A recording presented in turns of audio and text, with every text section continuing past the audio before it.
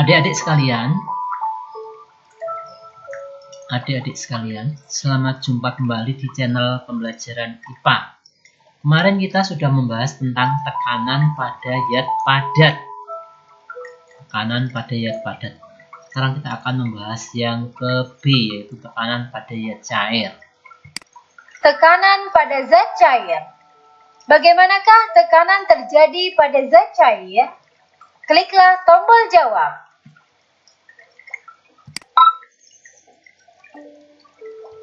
Tekanan air makin ke dalam makin besar. Tekanan terbesar ada di C. Akibat tekanan yang lebih besar, air akan memancar dengan kecepatan lebih besar. Itu sebabnya air dari titik C akan menyembur lebih jauh daripada titik A dan B. Air dari titik B akan menyembur lebih jauh daripada air dari titik A. C-nya paling jauh, B agak jauh, A paling dekat. Ini membuktikan bahwa tekanan yang paling bawah adalah paling besar.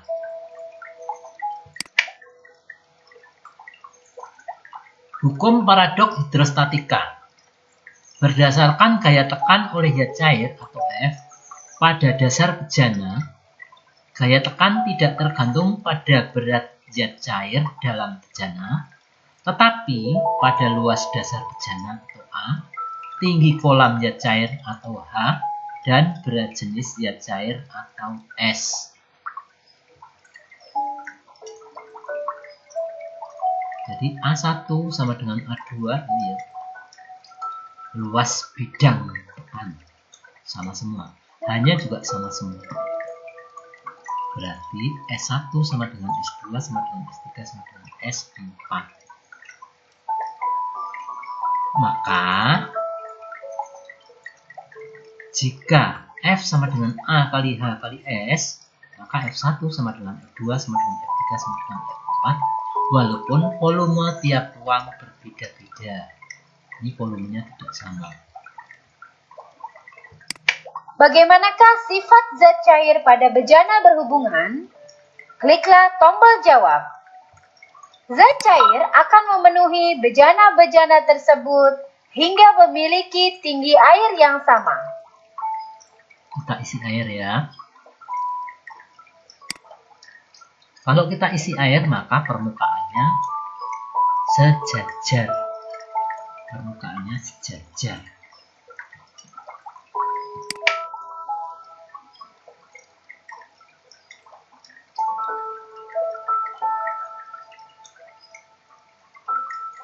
Zat cair akan memenuhi bejana-bejana tersebut hingga memiliki tinggi air yang sama. Menurut hukum utama hidrostatika, permukaan di setiap tabung sama. Jadi tekanan di A sama dengan tekanan di B sama dengan tekanan di C sama dengan tekanan di D dan tekanan sama dengan yang di E. Asal kedalamannya sama, tekanannya sama ya. HA kali S sama dengan HB kali S sama dengan HC kali S sama dengan HD kali S sama dengan HE kali S. H itu ketinggian. HA sama dengan HB sama dengan HC sama dengan HD sama dengan HE. Permukaan zat cair yang jenisnya sama mempunyai tinggi yang sama dalam semua bejana, kecuali dalam kondisi pertama, bejana berisi lebih dari satu macam zat cair yang tidak dapat bercampur. Contohnya bila diisi minyak dengan air, maka akan berbeda. Terdapat pipa kapiler. Nah, pipa sempit atau pipa kapiler. Ini permukaannya juga menjadi tidak sama. Zat cairnya bergerak, ini juga menyebabkan permukaan tidak sama. Tekanan di dalam permukaan zat cair tidak sama. Itu yang menyebabkan permukaannya tidak sama. Bagaimanakah dua zat cair pada bejana berhubungan? Kliklah tombol jawab. Bila kaki pipa U diisi dengan dua zat cair yang memiliki berat jenis berbeda, apakah akan memiliki tinggi yang sama? Kliklah tombol jawab.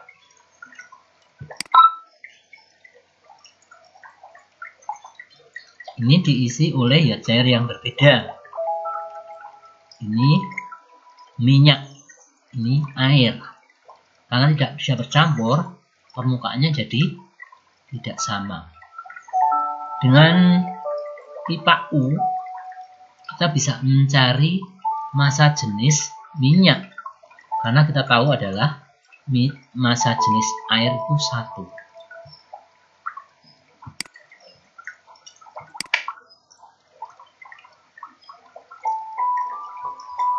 Ini karena di kedalaman yang sama, tekanan di A sama dengan tekanan di B. Tekanan di A sama dengan tekanan di B. H1 kali S1, H1 ini ketinggian air, kali S1 berat jenis air, sama dengan H2.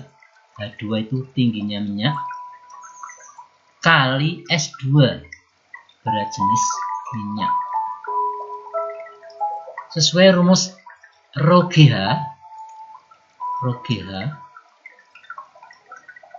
hukum hidrostatika, H1 kali Rho1 kali G sama dengan H2 kali Rho2 kali G, sehingga H1 dibanding H2 sama dengan S2 banding S1 banding S2, atau H1 banding H2 sama dengan P1 banding P2. Berat jenis zat cair di A sama dengan berat zat cair di B. Ini sama ya, karena sama-sama zat cair. Oke, nanti kita coba latihan soal. Sekarang kita akan lihat di PowerPoint.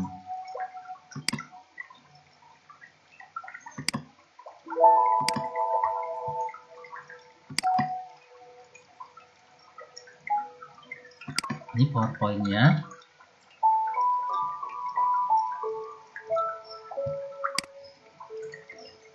Hukum hidrostatika. Kita sekarang membahas tentang tekanan hidrostatik atau tekanan pada zat cair. Apa itu tekanan hidrostatik? Tekanan hidrostatik adalah tekanan oleh zat cair. Dari mana asalnya? Dari gaya hidrostatik. Ini air yang di dalamnya ada ikan. Ikannya ini mendapatkan tekanan oleh zat cair. Ini ya ikannya ya. Apa itu gaya hidrostatik? Adalah gaya yang berasal dari berat air. Apa yang mempengaruhi tekanan hidrostatik? Ini tabung diisi air. Apakah jumlah air mempengaruhi tekanan hidrostatik? Jawabannya bila semakin dalam, jika semakin dalam, maka tadi kita sudah melihat di gambar yang tadi, semakin dalam tekanannya semakin besar.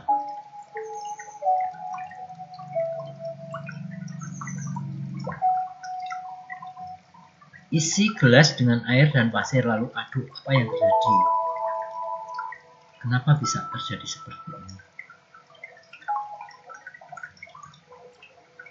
Karena tekanan zat cair semakin di bawah semakin besar.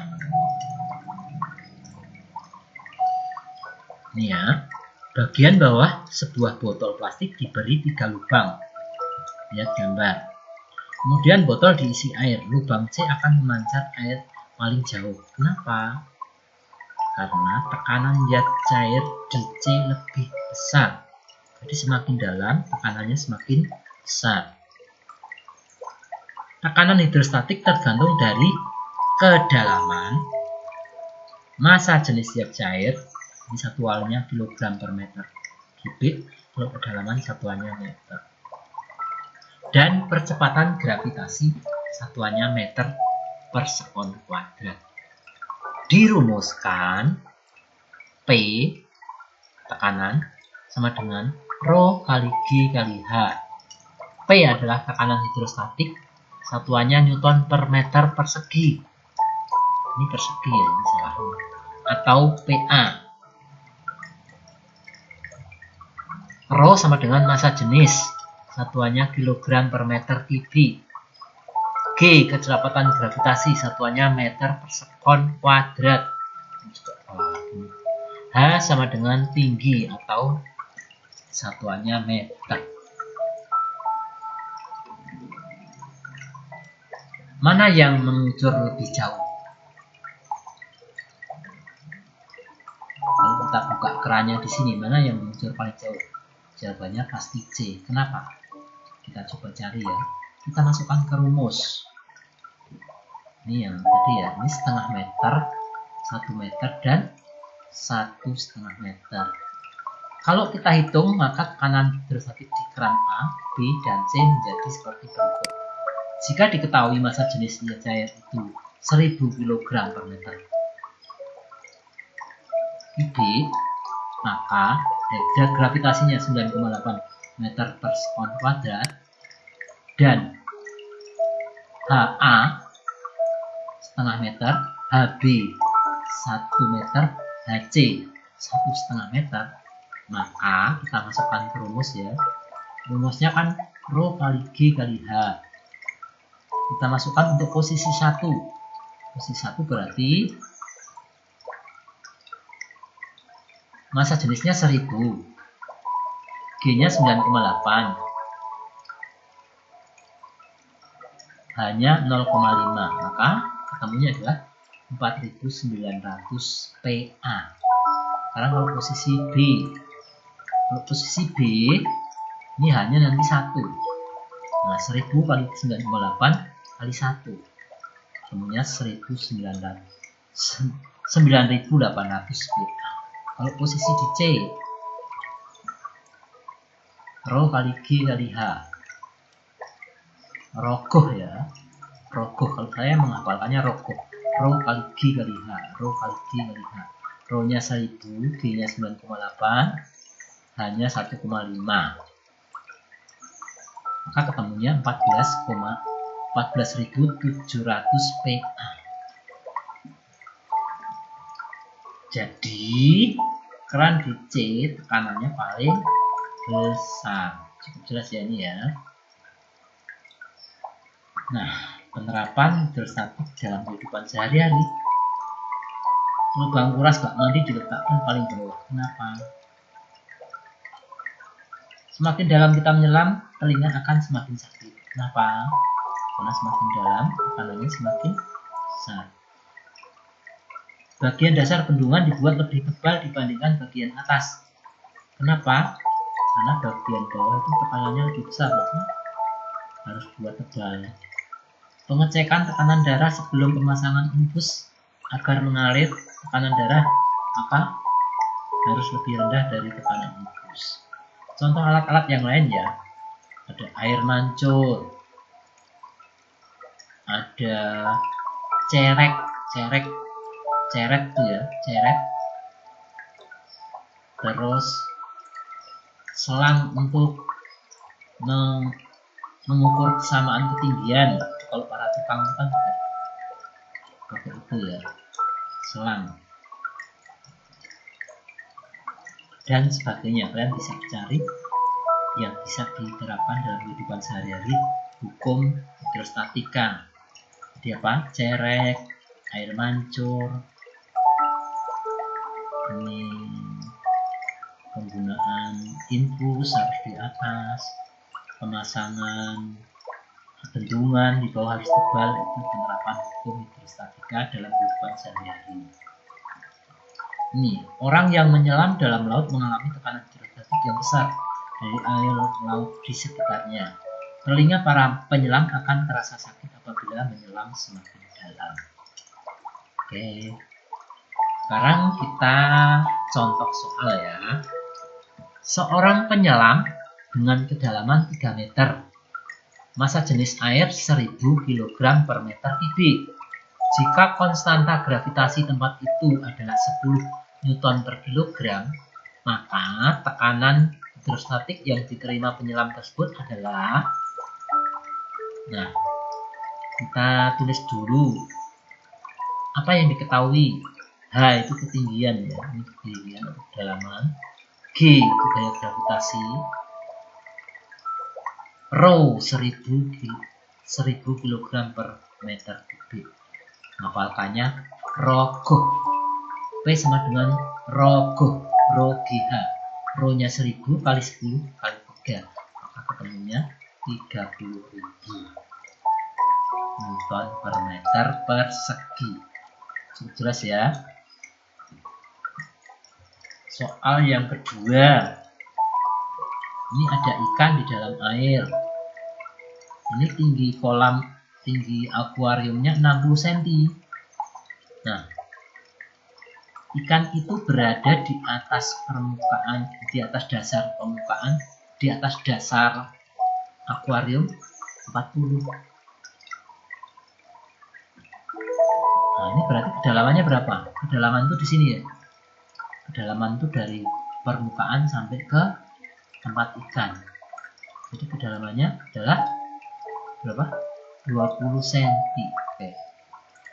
Apabila ikan berada dalam akuarium seperti terlihat pada gambar, maka tekanan yang dialami oleh ikan adalah berapa? Kita cari dulu. Rho-nya berapa? Rho-nya 1000. Rho-nya 1000 ya. G-nya berapa? 10 meter sekon kuadrat. H-nya berapa? Hanya 20 cm atau 0,2. Dari mana 20? 60 dikurangi 40. Karena kedalaman itu dihitung dari permukaan sampai sini. Jadi jawabannya kita masukkan ke rumus. Rho kali G kali H. P sama dengan rogoh. Ingat ya, rogoh ya. P sama dengan 1000 kali 10 kali 0,2. Jadi jawabannya adalah 2000 Newton per meter kubik. Oke. Cukup jelas ya. Kita lanjutkan. Kayak gimana sih bejana berhubungan? Nah, ini bejana berhubungan ya. Kalau dimiringkan ya ikut miring. Nah, kalau bejana berhubungannya hanya 2. Ini sering kita namakan pipa U. Nah, ini pipa U. Bejana berhubungan. Ini air. Ini permukaannya selalu datar. Tekanan di titik sini sama dengan tekanan di titik sini. Asal kedalamannya sama.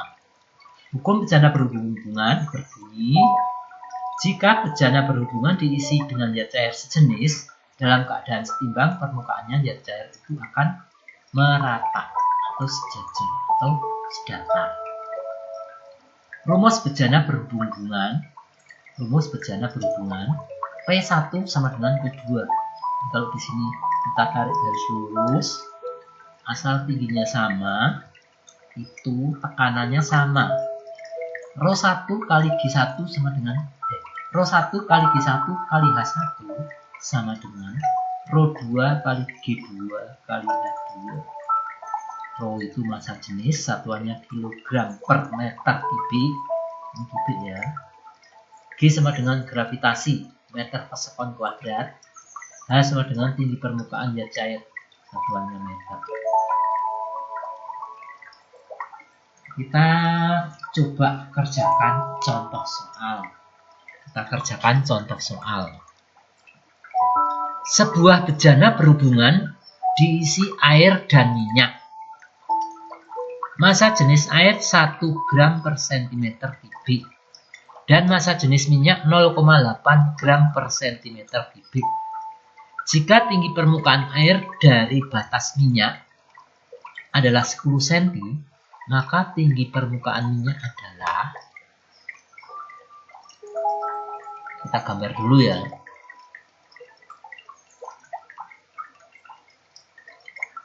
Ini gambarnya, ini minyaknya nih.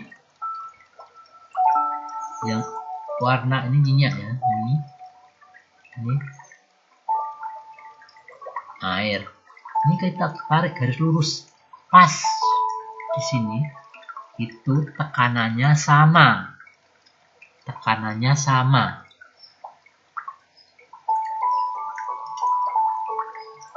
Ini massa jenis air 1 gram per cm kubik. Ini massa jenis minyak 0,8 gram per cm kubik. Kita masukkan, diketahui dulu apanya. Rho air 1 gram per cm kubik, rho minyak 0,8 gram per cm kubik, H air. H airnya ini, H air. H1 10 cm. Ditanyakan H minyak. H minyak ini berapa? Kita masukkan ke rumus. Rumusnya kan karena tekanan air di sini ditarik garis lurus. Ini tekanannya sama. Maka P air sama dengan P minyak. Rho GH sama dengan Rho GH. Rho air kali G kali H air sama dengan Rho minyak kali G kali H minyak. G-nya kan sama. G-nya berapa? Misalnya G-nya 10. Kan sama. Kalau sama ya dicoret saja. Berarti rumusnya tinggal Rho air kali H air sama dengan Rho minyak kali H minyak. Rho airnya 1. H airnya 10. 10 ya. Sama dengan 0,8 kali H minyak. Berarti H minyak sama dengan 10 cm per 0,8 sama dengan 12,5 cm. Demikian penjelasan dari saya tentang tekanan dalam zat cair. Semoga jelas dan nanti akan diberi soal ulangan. Semoga kalian dapat mengerjakan dengan baik. Perhatikan dari awal sampai akhir. Saya yakin kamu pasti bisa mengerjakan dengan baik. Oke, sekian dulu dari saya. Terima kasih. Semoga sukses. Semangat. Terima kasih.